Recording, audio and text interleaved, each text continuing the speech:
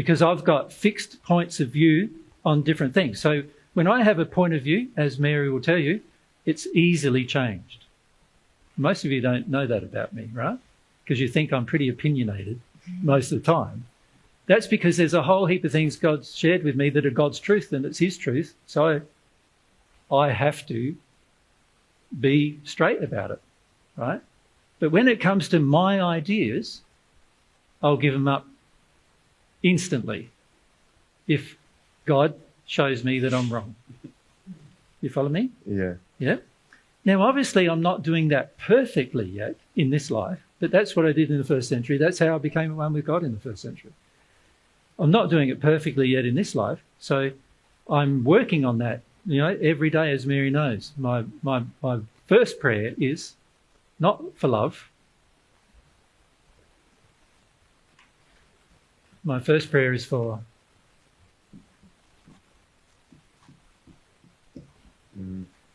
humility.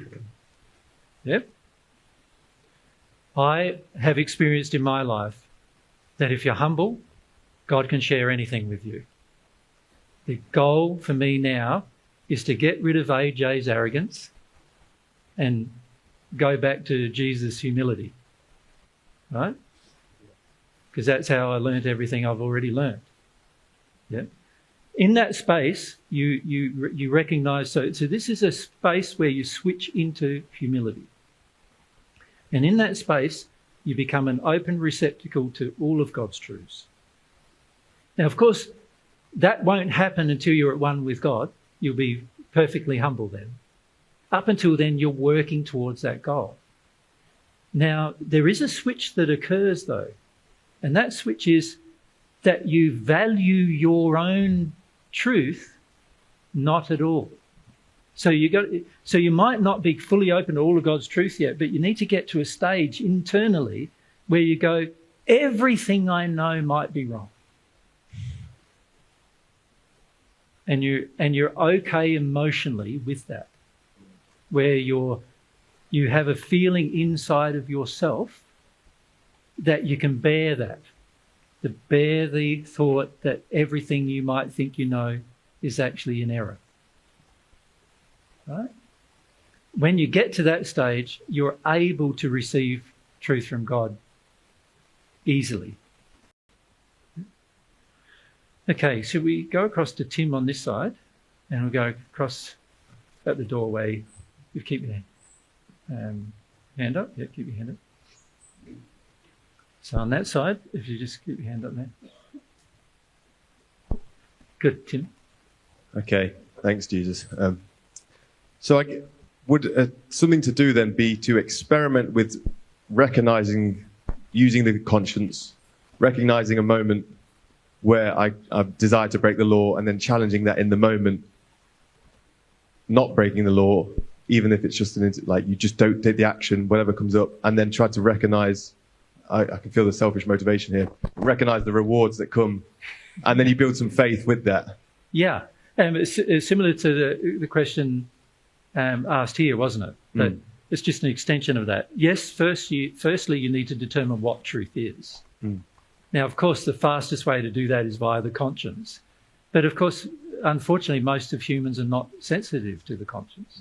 Because if we were, none of us would be using toilet paper, for example, if we were sensitive to the conscience, right? So if we're sensitive to the conscience, you can see that truth would be able to be shared with me if I'm sensitive to my conscience. Truth would be able to be shared with me all the time, wouldn't it? Like anything I could ask, I would get an answer. And God is desirous of giving you answers. Like God's not this mystical creature going, Tim, I don't like you very much. I don't really care about you very much. So I'm going to make you sweat. I'm going to make you guess. I'm going to make you work it out. I'm going to make you, go through. And unless you have some sort of magical, mystical experience with some kind of, substance like, drug, should we call them? But really, a lot of people now call them what? Plant medicines or whatever. Yeah. No such thing from God's perspective, really, in the sense that if you're using them for purposes such as that, then they're obviously unloving. But what happens is that we, in that state, where we need to realise that we're going to be in a position where we can determine what truth is as long as my conscience remains open. If my conscience fails, then I need to revert to other methods, some of which we've already mentioned. Making some logical choices based around what we believe love would do, for example, is one of those methods. Or looking what attractions bring us and guessing it from there. Of course, the conscience is the most reliable form, right? So it would make sense that I stay open to the conscience, because then I can ask any question and get an answer from God on any subject. And then God can share with me the truth. So, even with tiny little things, God's able then to share the truth with me. And then I go, in that moment, as you properly said, in that moment I can make a decision, can't I? Even though I've not dealt with the emotion. So in other words, an example of that. You know some truth. One of your friends doesn't. He's asking some questions about his life. You know you can help him if he just understood some basic truths. But you're afraid of what he'll think of you by sharing those truths. Right? Now, that's a circumstance that many of you face, actually, where you're worried about your friends and you're worried about what they think of you and so forth, and that causes you to not share the truth. But if you could feel the loving motivation which would say, share the truth, share the truth. God's truth would be, share the truth. You've got an opportunity. Like the way I see sharing truth is, you give me an opportunity to share it, I'm damn well sharing it. You know what I mean? That's how it feels to me. And that's how it will feel to you after a while. You're going to share it because you're given an opportunity to share it, so you'll share it. Now, in that moment, let's say you're very afraid of what the results are going to be. He might completely disown you, right? Let's say. Particularly after he asks you where you got it from. He might completely disown you then. But let's say that's a fear, isn't it, inside of yourself, right? That you'll lose a friend if you share this truth. Even if that fear exists, if I obey the law, if I believe the law is more important than my ant-emotions, right, I will share the truth. And then something might happen. Now, what happens after that will very much depend upon the emotions you already have. So if you're scared that he will condemn you for the rest of life, then he may do that, because that's the emotion you already have in you that needs to be released. The law of attraction will work perfectly, and he'll condemn you for the rest of your life. You'll lose a friend, and then you'll have to go through that feeling. But that feeling's just an ant feeling. You'll have lots of friends in the rest of your life. After you've lived a few thousand years, how many friends do you think you're going to have?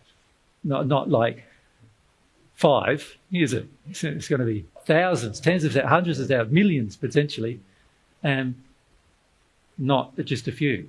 So the feeling that you have is just a small temporary feeling. And if you treat it as such, you will be emotionally be able to feel it and work your way through it and release it.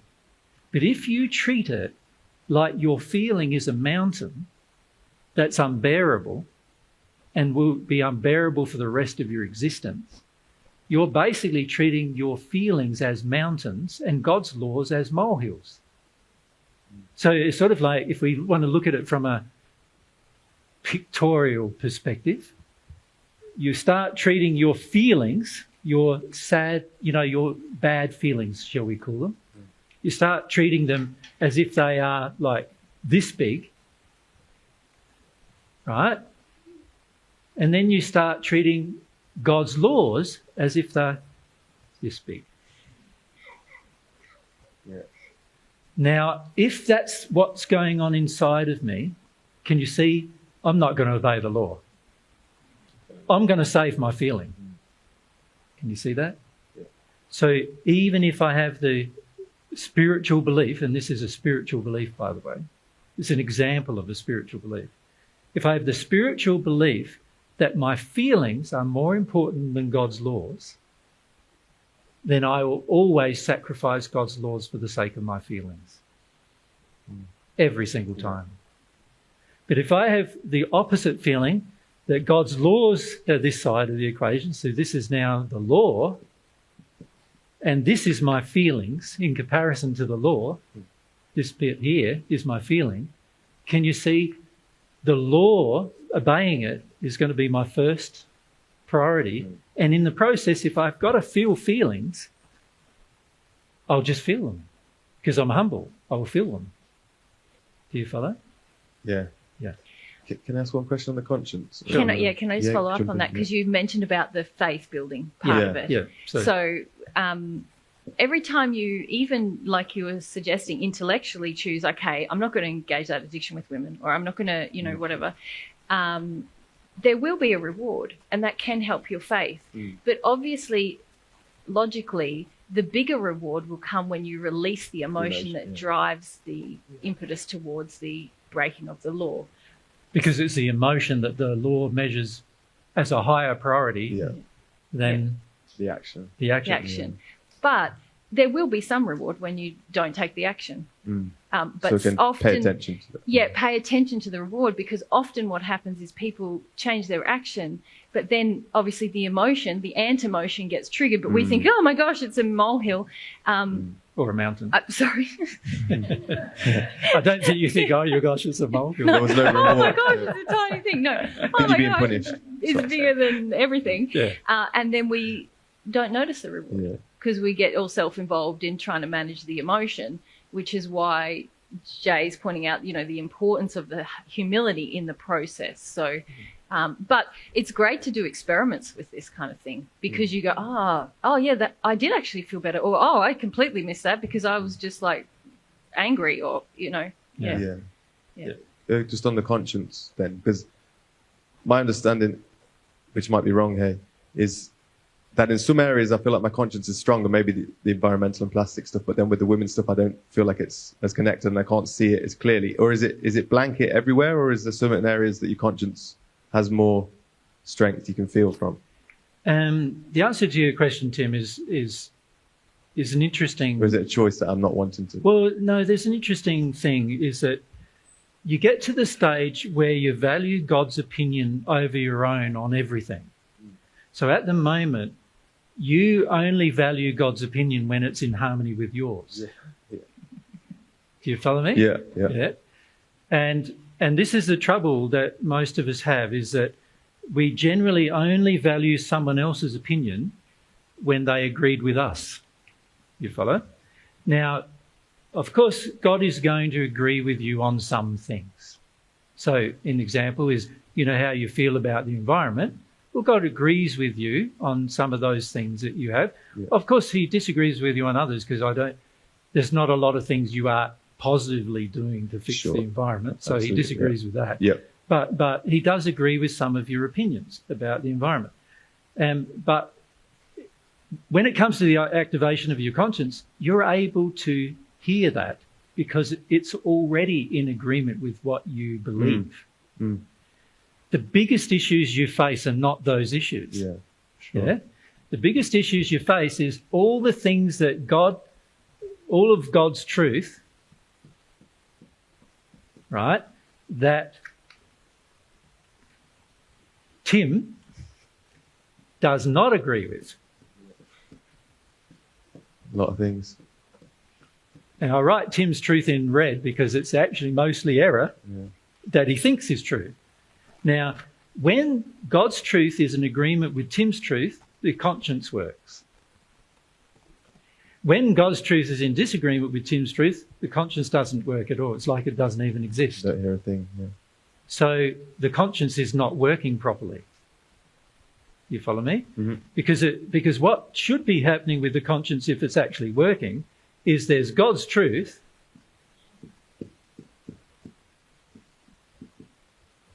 and Tim knows nothing. I'll take some humility, eh? Yeah. let's get into perspective. Yeah. What does God know? Everything. Everything. Infinite everything. What do you know? Well, even when you know a few thousand things, from God's perspective, it's like you still don't know much at all. You follow me? So let's get it in perspective. So the way I see it for myself is Jesus knows nothing. You follow me? And I have ideas, I have thoughts, I have feelings, I have concepts, I have imaginings, I have there's some, like, obviously past experiences that I've had as well, but I have a mind that I can use. I have emotions that I can be sensitive to things. There's a lot of things that God has gifted me that allows me to live my life. But in terms of knowledge, which, by the way, the earth is so... Everyone on earth thinks they know pretty much everything, and everybody knows something different. Oh, so obviously there's a problem there. But we all generally believe we know a lot. And usually the older we get, the more we think we know, right? Which is what I've noticed to be very much an untruth. But what I do know is this, and this is one thing Jesus does know. Whatever I think I know, compared to God's truth, it's nothing. That's what I know. Yeah. Now, if I know that, and I really feel that in my heart, can you see, when God tries to share a truth with me via the conscience, I am going to be an open receptacle. Yeah. I am going to be completely open to hearing anything God wishes to share. You follow? Yeah. But when I arrogantly believe that my truth matters, that what I think I know matters, it automatically stops me from being able to be an open receptacle to God's truth. Automatically. Because I've got fixed points of view on different things. So when I have a point of view, as Mary will tell you, it's easily changed. Most of you don't know that about me, right? Because you think I'm pretty opinionated most of the time. That's because there's a whole heap of things God's shared with me that are God's truth, and it's his truth. So I have to be straight about it, right? But when it comes to my ideas, I'll give them up instantly if God shows me that I'm wrong. You follow me? Yeah. Yeah? Now, obviously, I'm not doing that perfectly yet in this life, but that's what I did in the first century. That's how I became one with God in the first century. I'm not doing it perfectly yet in this life, so I'm working on that, every day, as Mary knows. My first prayer is not for love. My first prayer is for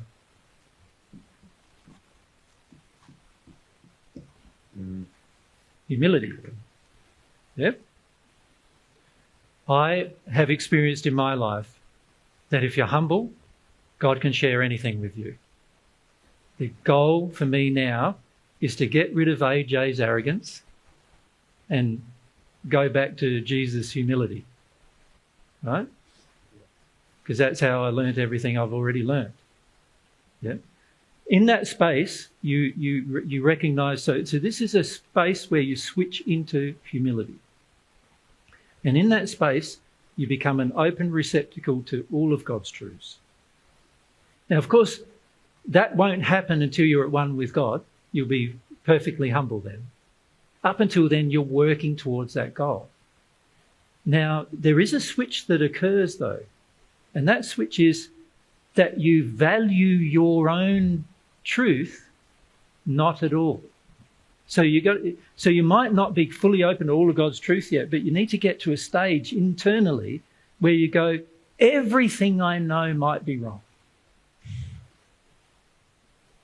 And you're okay emotionally with that, where you have a feeling inside of yourself that you can bear that, to bear the thought that everything you might think you know is actually in error.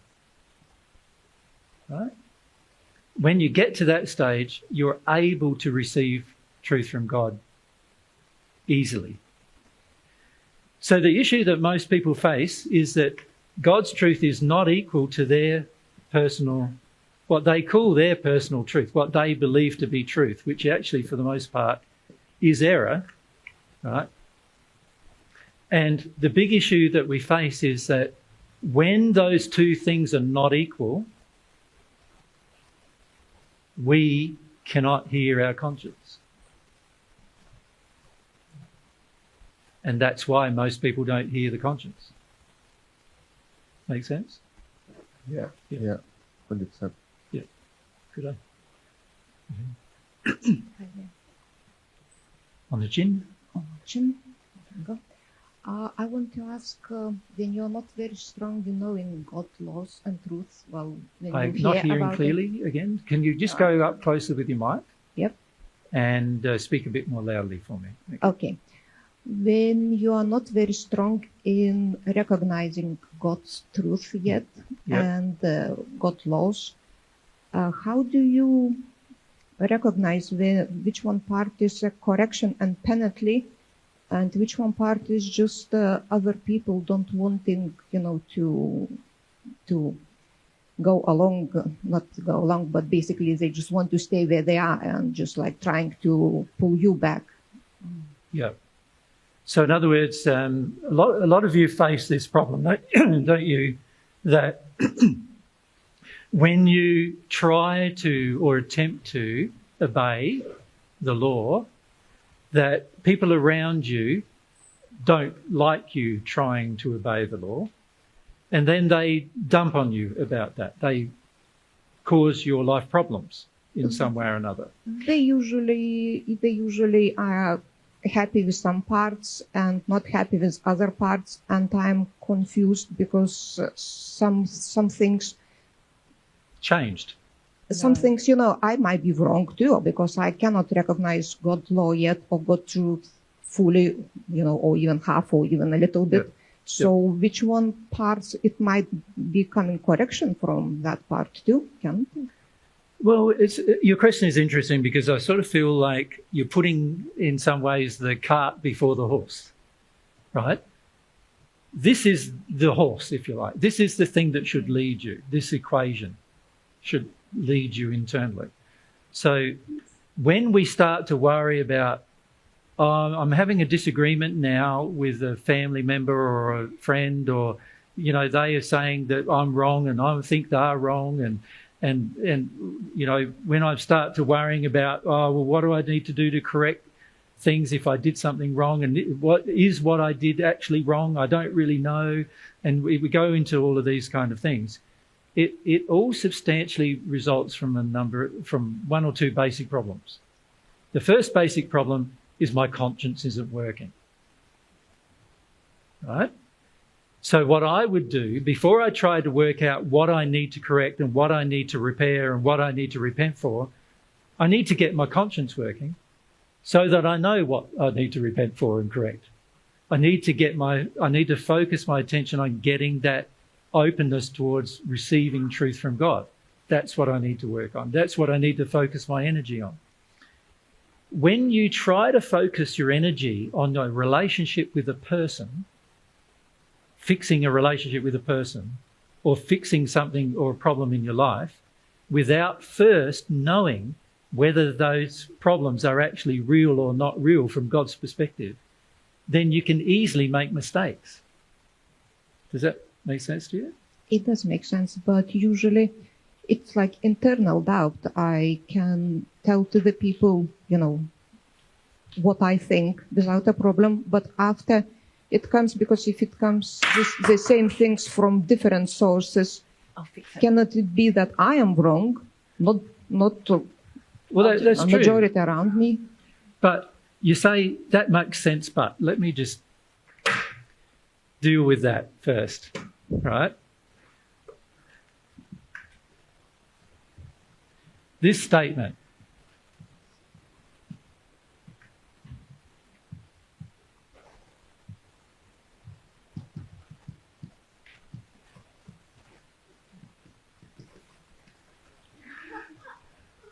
let me deal with that statement first.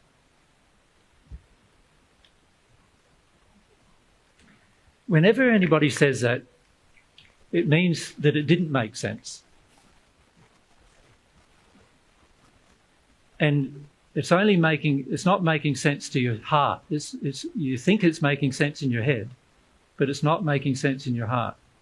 What I said was, you must first focus on the biggest problems you face. Your problems with a person are not the biggest problems you face. The biggest problems you face are the problems you have with God, not with the person. Does everyone get that? The biggest problems you have are spiritual. Does that make sense? Sometimes I feel God and sometimes He talks to me, but very often I feel like there's something in between. When I talk to God, someone else is answering for me. Yes, we don't need to go into the details at this stage about your specific relationship. What we need to do is get the principle. The principle is this. My relationship with God are the number one problems I need to face in my life. Very important to understand that principle. See, what I notice is that many people say they want a relationship with God and say, it's not happening. And then they go, because that's not happening, I then need somebody else to help me with other problems in my life because God's not helping me. And what I'm saying is, no, the very first problem we need to solve is the issues we have with God. Now, there will be emotional issues you have with God. There'll be spiritual issues you have with God. There's even sexual issues you have with God, as well as physical issues you have with God, and they all need to be resolved. The next things we need to resolve after that are resolving the issues we have with God's laws.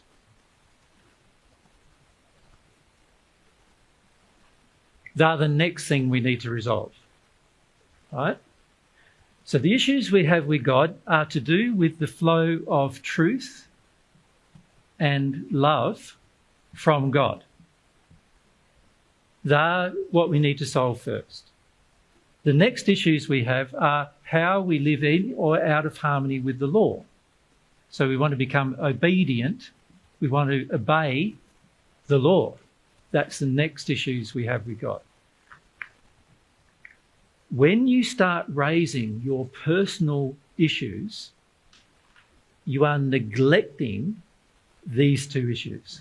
So if we look at personal issues, these include relationships with my friends, my family, my relationship with the environment, my relationship with my children, the things that happen to me in my life, the things that I attract, the things that cause and effect, the things that I do, and then the effects of the things that I do.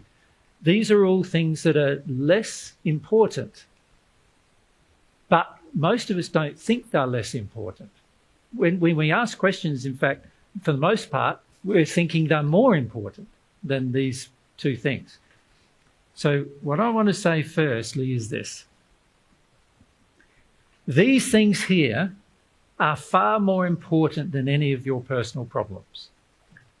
The reason why they're more important is that these things will solve all of your personal problems. So they are more important.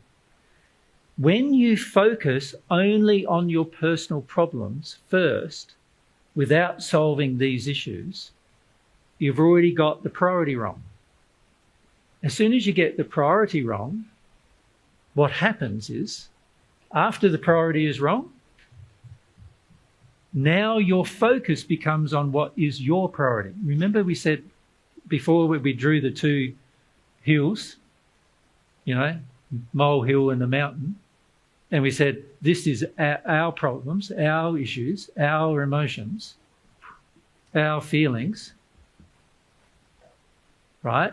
When it's that big and the law is this big, what's happening is the problem is now that I'm now focused on what's less than these things, priority-wise. And as soon as I do that, I'm also not going to solve this problem. whatever the emotional problem is.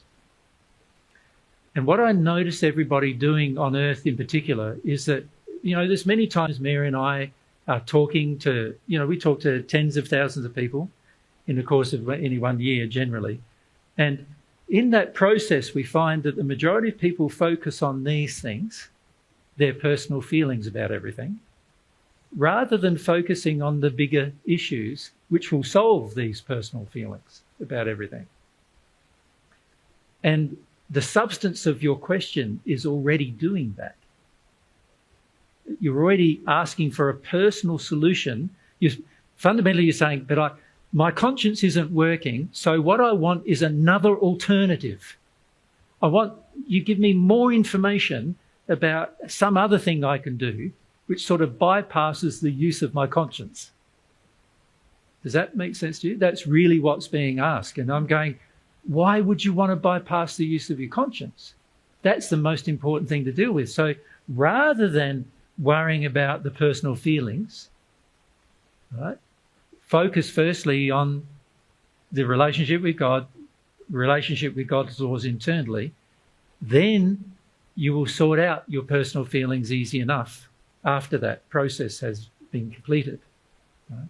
Now, you're getting a bit hassled, aren't you, from the Spirit with your, is it? Your daughter. Your daughter? No. Your sister? Muy quiet. quiet. All right. The spirits with her are hassling you, yeah? Yeah, that's right. So we'll just ask our friends to take all those away for a moment and just stop that from happening. Thanks, guys. Just to leave her with her own feelings. So that's better. Okay, so that's good. Okay, so what we need to do is focus our attention firstly on the on focusing on the principles that we need to gather first and develop first.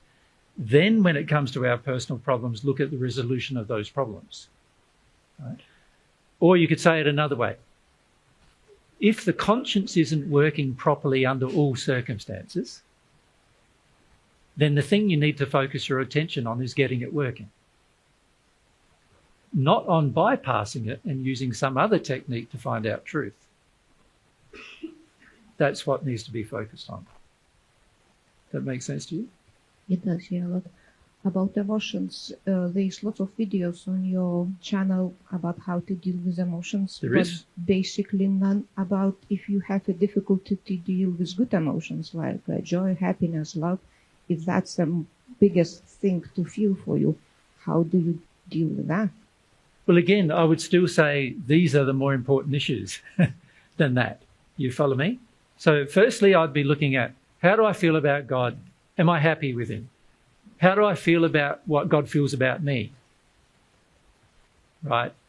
So am I sensitive enough? Am I open enough to feel what God feels about me? Because that's how you receive love, right? Isn't it? It's to feel what God feels about you. You follow? That's a more important thing to do than any of the other things you're wanting to do. So that includes dealing with your emotions. As I've said, even though we've talked many, like we've done probably hundreds of hours of presentations about emotions, mostly because, for the most part, because everyone asks about them. Whenever I try to talk about principles, they always try to talk about their emotions. And I'm going, but I want to talk about the principles. And you're going, I want to talk about my emotions. And I'm going, but I want to talk about the principles. And you're going, I want to talk about the emotions. And I go, well, okay, well, I'm not obviously going to get to talk about the principles because all you guys want to do is talk about your emotions, right? So that's why those presentations happened, right? But now I feel a bit more firm about it. I go, but I don't want to talk about your emotions. If you want to talk about your emotions, go home. I want to talk about the principles that will govern the rest of your life, including all of your emotions, that will help you with all of your emotions. I don't want to teach you how to feel every emotion. I want to teach you how to, like, how the soul works and everything, so that you have some confidence and faith that you can handle any emotion. And to be honest with you, human emotions are, there's probably 1,000 or so that you could describe in the English language as an emotion. And all of them are ant emotions. All of them are really not very important in comparison to what is important, right? Now, what is important is that your life leads you towards a state of happiness and bliss. That's what's important. That's the important thing. And what I'm trying to teach you is how that happens. And if we talk about your emotions all the time, what we're doing is we're focusing way too much attention on just feelings you've got to, at some point, learn to feel. Now, there is a reason why people want to focus on their emotions all the time, and that is because everyone has a terror about how they feel. The human race is terrified of feelings. In 2016, we did a series of groups with people, and in amongst there, we called it the global terror of emotion. And the reason why many of you want to talk to me and to other people about your feelings all the time, rather than just have them, is because you're terrified of actually just having them. So you'd want to talk about them instead. And so what I find is that almost everywhere we go, isn't it, babe? Everybody wants to go, but I want to talk about my feelings. I want to talk about my feelings. And I'm going, honestly, I've dealt with a lot of my feelings. I don't want to hear yours as well, really. Does that make sense? I've had enough of my own to deal with. And after a while, you probably feel the same. You've had enough of your own to deal with. You don't need to talk about them. You just need to have them. Right? The problem is when we need to talk about them, we are not having them. In fact, we're afraid of having them. That's why we're talking about them. And I want to get away from that. What I want to do is focus on attention on the important things so that you eventually face that you are basically fundamentally terrified of most of your emotions, and you come to face that as a reality, and then you go through this terror so that you have a feeling of confidence at the other end that you can deal with anything. That's what I would prefer. Even if you're terrified of joy, happiness, love. It's the same. It's the same process. It's the same process. Yeah. Most people are terrified of emotion, and to be honest, a lot of the emotions they're terrified are good. Like, there's so many people on the planet that are terrified of love. Real love. They're terrified of it, you know, because a lot of people are terrified of truth. That tells me they're also terrified of love, because love and truth work in harmony with each other. So most people on earth are even terrified of love. They're afraid of opening their heart to somebody, and they're afraid that other people will take advantage of them. They're terrified that when you are in a loving state, that people will treat you badly, that you'll be a walkover, that that other people will think, that we notice this a lot when I'm traveling, particularly with myself. A lot of people, particularly men, think I'm a bit of an idiot, and they think that I can be easily manipulated, right, as a result of that. They don't know me very well, of course. When you're in harmony with love, you're not easily manipulated, but most people don't know that, right? So unless we deal with the terror we have of just feeling anything, which is a big problem on earth, this terror of feeling anything, we're not going to be able to feel every emotion. If you deal with the terror of what you feel about feeling anything, then you'll be able to feel everything. Then nobody will need to teach you how to feel emotion. Nobody will need to teach you. Nobody will need to discuss it. You won't need to discuss any emotion, even with your closest partner. You might discuss it just out of interest, but you won't need to, because you'll be having it.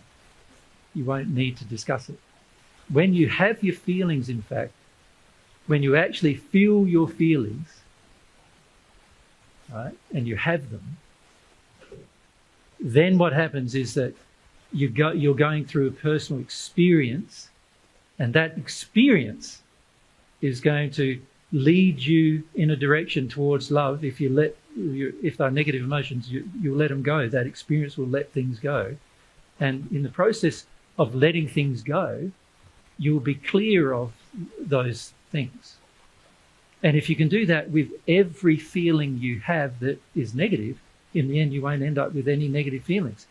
And also, by the way, we need to learn to do that with every positive feelings, because feelings are meant to just pass through us, and we have them. They're not meant to be stored. Right? They're not meant to be retained. The memory of them is meant to be retained in the sense of I remember that I felt that way, in terms of intellectually remember. But the memory emotionally is not meant to be retained, because we're meant to have new experiences. Like God is trying to lead you to a place of a new experience every single time, not an old experience regurgitated. Right? And so unless we deal with that, we won't change. So what I'm saying to you is, you're with regard to this conscience, the emotion is, but I'm frustrated with my conscience. It doesn't work all the time. Sometimes I don't know whether I'm getting some answers from God or not. Like, how do I know? And I know it's not. Sometimes it feels clear, and other times it doesn't feel clear. So that is an emotion that you're terrified of having. And so you want some reassurance. And I don't want to give you the reassurance. I want you to feel the emotion. Does that make sense? Yeah. Thank you. Okay. I'm just looking at the time, What is Jay. the time? It's 1:25. Past one? Yeah. Okay. No worries. Well, I think we better stop for some lunch or something, shouldn't we? Do you want to do that? And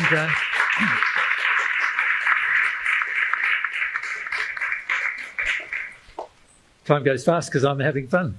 I don't know if you are, but I am. Shall we come back at 2:00?